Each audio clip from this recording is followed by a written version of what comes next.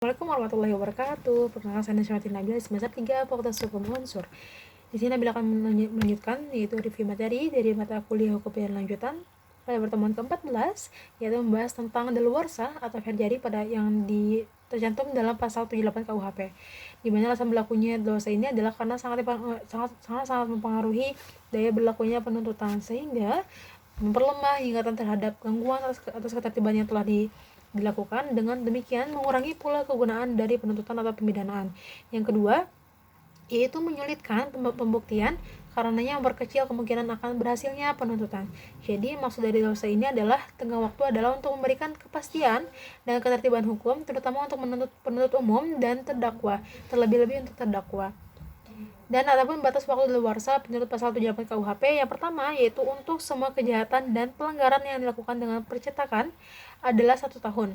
Yang kedua, untuk kejahatan yang diancam hukum denda, kurungan atau pidana penjara paling lama 3 tahun, daluarsanya adalah sudah 6 tahun.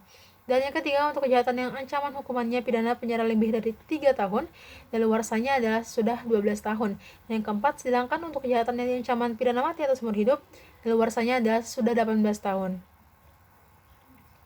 Alasan atau dasar pertimbangan waktu daluarsa adalah yang pertama, tersangka atau terdakwa yang melarikan diri harus lebih lama dikeluarkan dari penjara dibandingkan orang yang benar-benar menjalankan kehukuman. Yang kedua, ingatan orang terhadap kegiatan-kegiatan yang lebih berat akan lama hilangnya. Yang ketiga, kemungkinan untuk memperoleh barang bukti semakin berkurang sehingga sukar untuk dikumpulkan karena hilang, rusak, dan sebagainya. Dan yang keempat, memberikan rasa kepastian hukum kepada masyarakat.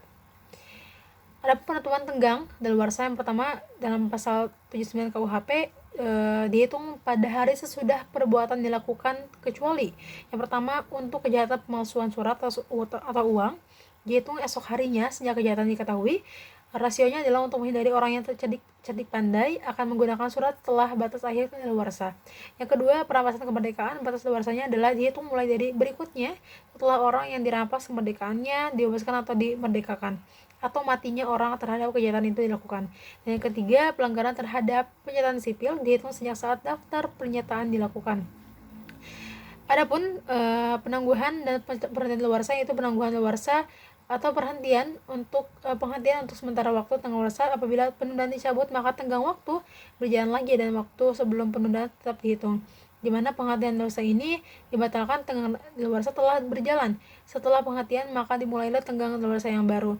Tindakan penangguhan ini berhentian terjadi karena adanya perselisihan yang sifatnya bukan hukum pidana tetapi dapat mempengaruhi putusan hakim pidana.